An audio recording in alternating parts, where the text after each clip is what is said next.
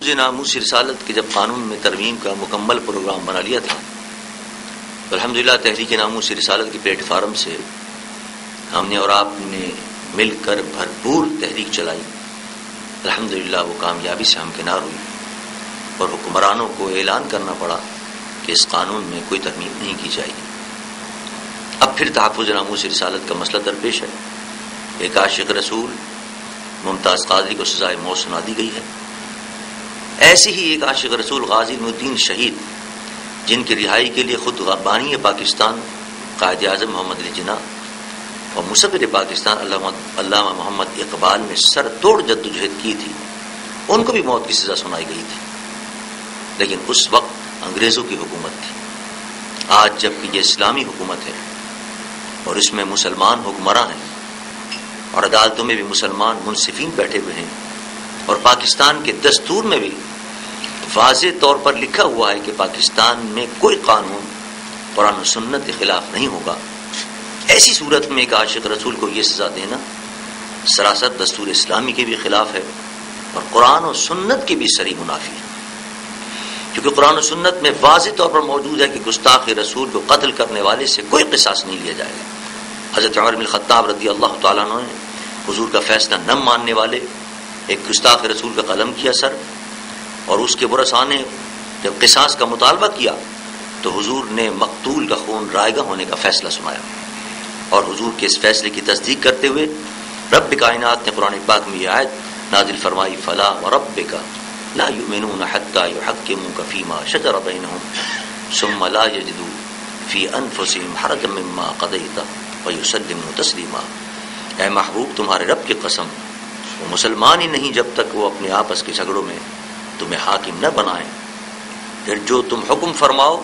اپنے دلوں میں اس سے رکاوٹ بھی نہ پائیں اور جی جان سے اس کو تسلیم کریں. جبکہ دوسرے مقام پر حضور کی گستاخی کر کے حضور کو ایذا پہنچانے والوں کے لیے قرآن میں اللہ ارشاد فرماتا ہے ان الذین یؤذون اللہ ورسولہ لعنہم اللہ فی الدنیا والآخرہ. بے شک جو ایذا دیتے ہیں اللہ اس کے رسول کو ان پر اللہ کی لعنت ہے دنیا اور آخرت میں. دنیا میں ان گستاخوں پر رب کی لعنت کس طرح ہوگی اور ان کا انجام کیا ہوگا اس کو دوسری آیت میں یوں واضح کر کے فرمایا گیا، ملعونین اینما ثقفوا اخذوا وقتلوا تقتیلا. یہ پھٹکارے ہوئے ہیں، یہ لعنت کیے ہوئے ہیں، یہ جہاں کہیں ملیں پکڑے جائیں اور گن گن کر قتل کیے جائیں. اس کے علاوہ یہ بھی حدیث مبارک میں موجود ہے کہ ایک صحابی نے حضور کی خدمت میں حاضر ہو کر عرض کیا تھا، یا رسول اللہ میری لونڈی آپ کی توہین و گستاخی کرتی تھی، میں نے اس کو قتل کر دیا. اس لونڈی کے لیے بھی آپ کا یہی فیصلہ تھا کہ اس کا خون رائگاں گیا اور اس کا کوئی قصاص نہیں. گستاخ رسول تو اتنا بدترین جرم ہے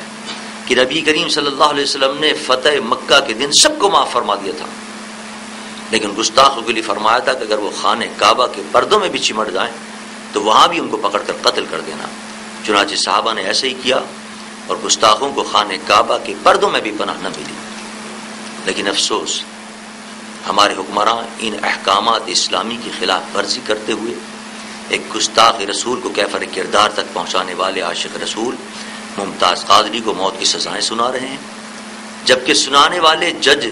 نے سناتے وقت ممتاز قادری کو مخاطب کر کے خود کہا کہ آپ نے جو کام کیا ہے وہ اسلامی روح سے ٹھیک ہے، لیکن ملک کے قانون کے لحاظ سے آپ کو موت کی سزا دی جاتی ہے. میں پوچھتا ہوں کہ اسلامی ملک میں جہاں اس کے دستور میں لکھا ہے کہ کوئی قانون قرآن و سنت کے خلاف نہیں ہوگا اور یہ اقرار کرتے ہوئے کہ ممتاز قادری کا عمل اسلام کے مطابق تھا، اس کو اسلام کے قانون کے خلاف سزا دینا کیا قانون اسلام کے سپریم لا ہونے کا انکار نہیں ہے؟ ہم کسی ایسے قانون کو نہیں مانتے جو اسلام سے متصادم ہو اور اسلام کے خلاف ہو. کیا یہ فیصلہ پاکستان کے دستور اور آئین سے متصادم نہیں ہے؟ اور کیا یہ قرآن کی سائد کے تحت نہیں آتا؟ وَمَن لَّمْ يَحْكُم بِمَا أَنزَلَ اللَّهُ فَأُولَٰئِكَ هُمُ الظَّالِمُونَ. جو اللہ کے حکم پر عمل نہیں کرتے، فیصلہ نہیں کرتے اللہ حکم کے مطابق، وہ ظالم ہو. قائدین کرام، امریکی جاسوس ریمنڈ ڈیوس جس نے سر عام بے گناہ پاکستانیوں کو قتل کیا، اس کی رہائی کے لیے ہمارے حکمرانوں نے ترغیب اور ترہیب کے تمام ہتھ کنڈے استعمال کر کے اس کو بڑی عزت اور تکریم سے بری کر دیا. جبکہ ممتاز قادری جس نے عشق مصطفیٰ صلی اللہ علیہ وسلم میں ڈوب کر یہ کام کیا، اور اس کا کیس بالکل جدا نوعیت کا ہے، اور اس کے کیس میں اس کو ریلیف دینے کے لیے سینکڑوں پہلو بھی نکلتے ہیں، ان سب کو نظر انداز کر کے اس کو موت کی سزا سنا کر یہود و نصارہ کو کیا خوش کرنے کی کوشش نہیں کی گئی؟ خود یہود و نصارہ نے قائد اعظم کے دور میں ایک عاشق رسول غازی نے دین کو ایک بار موت کی سزا سنائی تھی، جبکہ ان مسلمان حکمرانوں نے ایک عاشق رسول کو 2 بار سزائے موت سنا کر کیا یہود و نصارہ کی غلامی کا حق ادا کرنے کی بدترین کوشش نہیں کی ہے؟ قائدین محترم، پاکستان میں 30,000 عوام الناس 5,000 فوجی جوانوں کی قربانیاں دینے اور اربوں روپے تباہ کرنے کے بعد جب ہمارے وزیر اعظم صاحب نے امریکہ کے 2 مور مطالبے پر نو مور کہا اور اس کی دھمکیوں سے تنگ آ کر جب ABC طلب کی، جس میں ہم نے جمعیت علماء پاکستان کا موقف پیش کرتے ہوئے واضح طور پر کہا تھا کہ پاکستان کے تمام مسائل کا واحد حل یہ ہے کہ حکمراں امریکی غلامی سے نکل آئیں، ان حالات میں اور حکومت کے اعلیٰ عہدیداروں کے بیانات سے یہ محسوس ہو رہا تھا کہ شاید اب ہمارے حکمرانوں کو بھی احساس ہو گیا ہے کہ ہمیں امریکی غلامی سے سوائے نقصان کے کچھ نہیں ملا،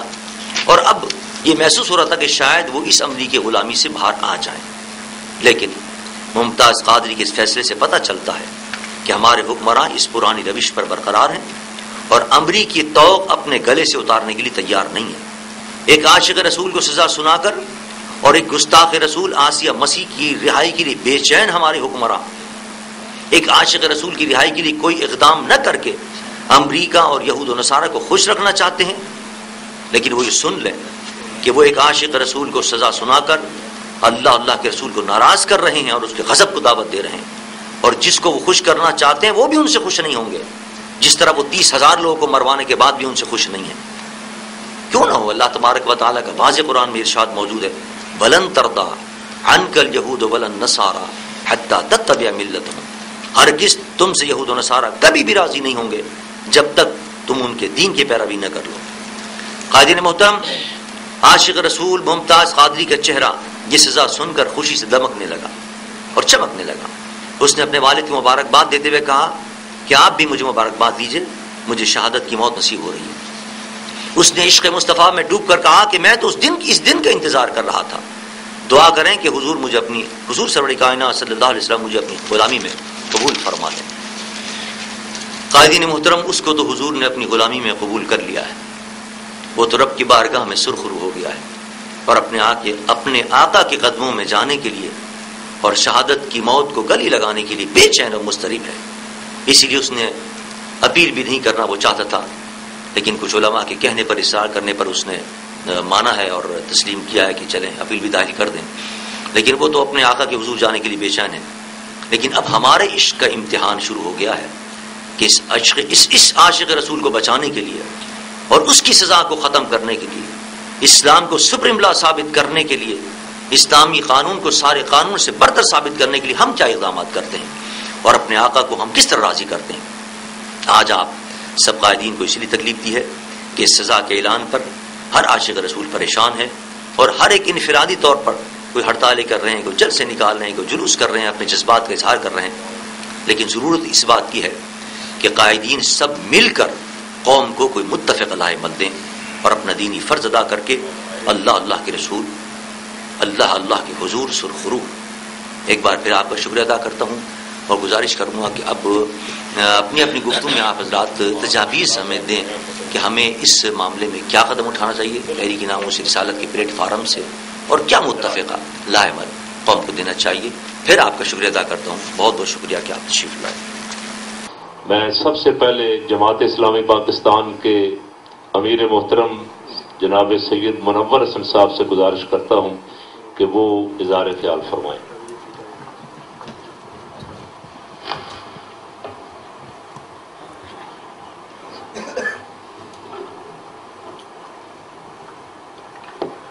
السلام علیکم ورحمۃ اللہ وبرکاتہ۔ الحمدللہ رب العالمین والصلاة والسلام علی رسولہ الکریم وعلی آلہ وصحبہ اجمعین۔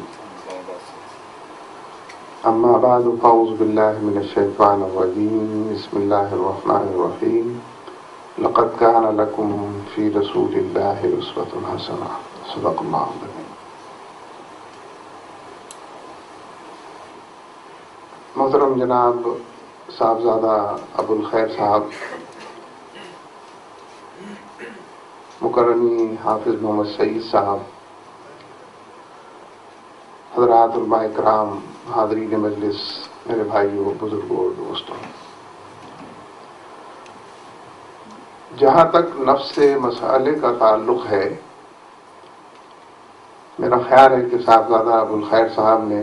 تمام امور کا احاطہ کر لیا ہے، اور جو لوگ یہاں تشریف فرما ہیں وہ ان موضوعات کو اور اس حوالے کو بہت قریب سے جانتے ہیں۔ تحریک ناموس رسالت کے پلیٹ فارم سے اس کا تذکرہ اور ذکر کرتے رہے ہیں۔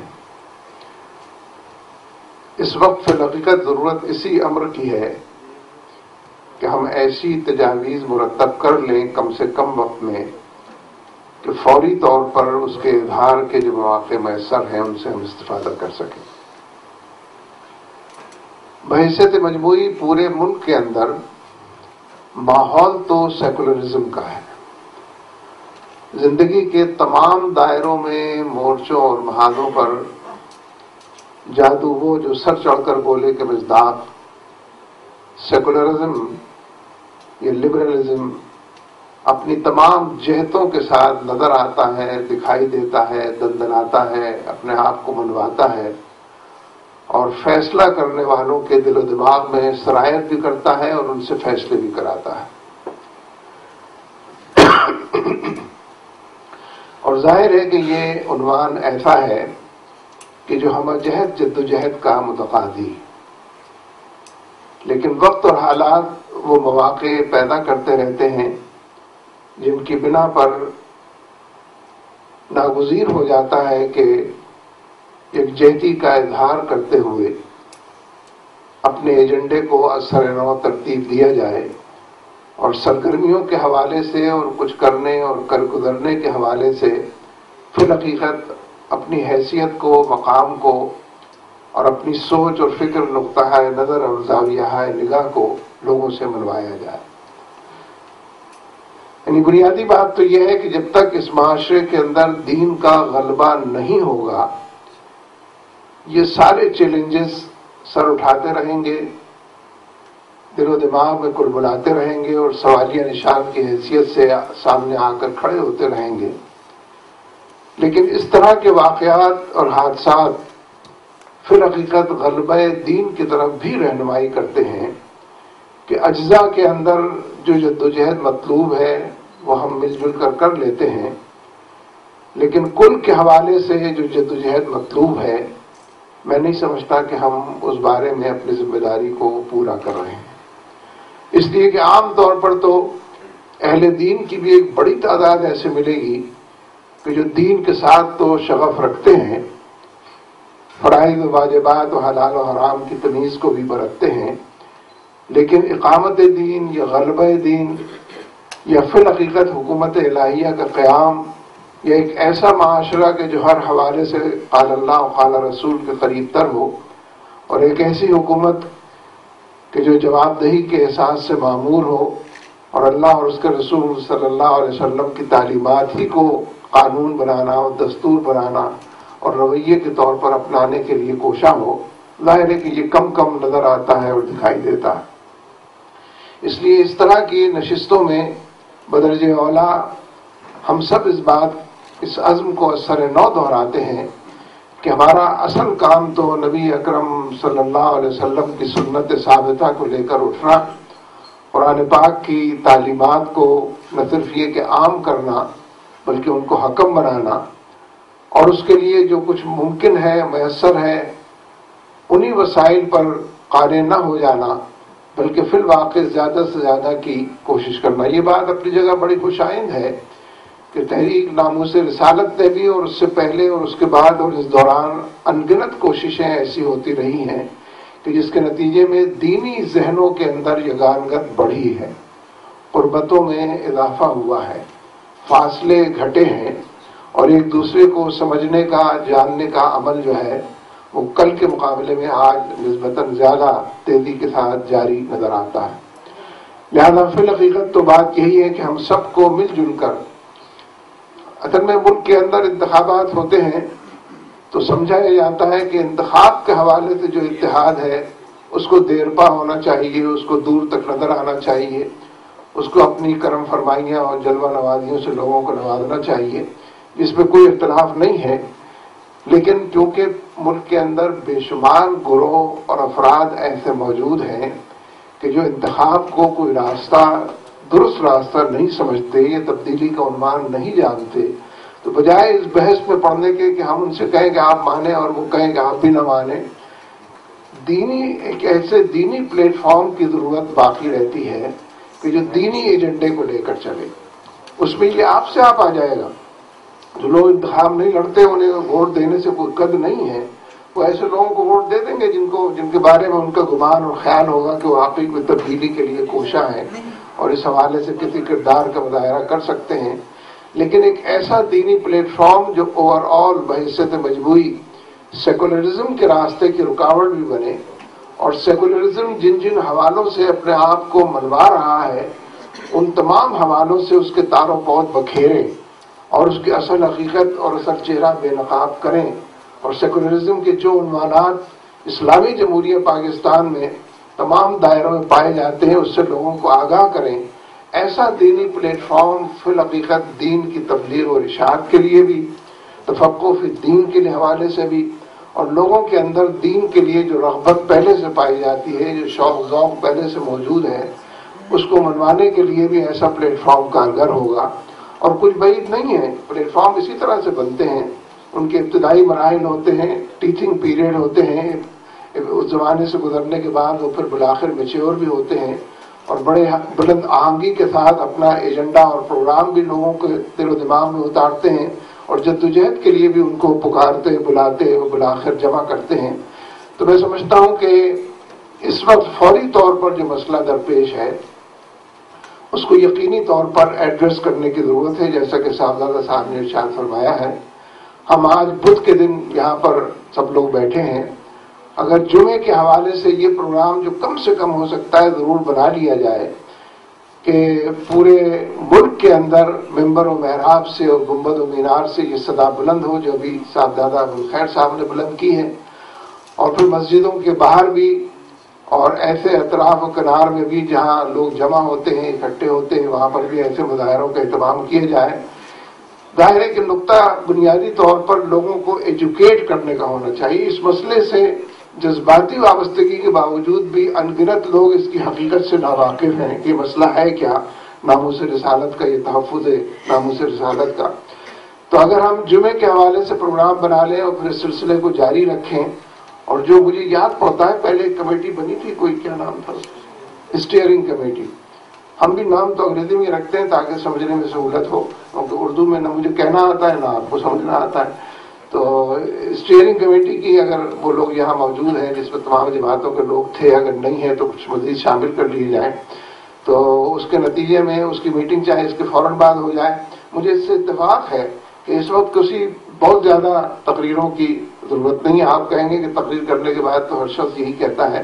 لیکن میں یہ عرض کروں کہ تجاویز اگر ہم 1 بجے تک واقعی دے دیں اور اس کے نتیجے میں اسٹیئرنگ کمیٹی اپنا اجلاس کر لے، اور وہ بھی کم سے کم وقت میں پروگرام ترتیب دے کر لوگوں کے علم میں چیزیں لے آئے، تو ایک جدوجہد کا آغاز ہو سکتا ہے۔ اور یہ جدوجہد ایمانی جدوجہد، یہ جدوجہد غازیوں کی اور شہیدوں کی جدوجہد ہے۔ اس پہ انگلی کٹا کے بھی اگر ہمیں اپنا نام نظر آ جائے اور لکھا ہوا دکھائی دے جائے تو یہ بہت بڑی کامیابی ہے۔ تو اس حوالے کو مضبوط سے مضبوط تر کرنا چاہیے۔ میں صاحبزادہ صاحب کا بہت شکر گزار ہوں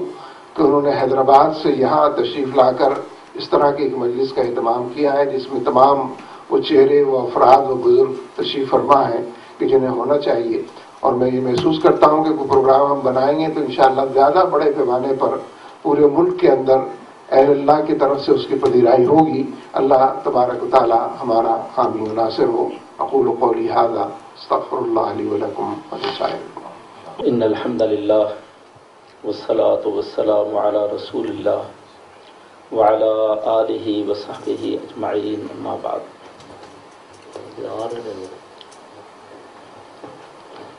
الحمدللہ اس وقت صاحبزادہ ابوالخیر حفظہ اللہ کی دعوت پر احباب ذمہ داران جمع ہیں۔ مسئلہ اسلامی غیرت کا ہے، دینی حمیت کا ہے، یہ کوئی عام مسئلہ نہیں ہے، یہ 302 کا مسئلہ نہیں ہے، یہ صرف پاکستان کا مسئلہ نہیں ہے، یہ پوری دنیا کے مسلمانوں کا مسئلہ ہے۔ اور ہم تو یہ سمجھتے ہیں کہ اس وقت اسلام اور کفر کی جنگ جو پوری دنیا میں جاری ہو چکی ہے، یہ اس سے متعلق مسئلہ ہے۔ تو اس مسئلے کی حیثیت اور نوعیت جو ہمارے وکیل محترم نے ایک راولپنڈی کی دہشت گردی کی عدالت کے حوالے سے بیان کیا ہے، وہ الحمدللہ وہاں لڑ رہے ہیں اور بہت شاندار کارکردگی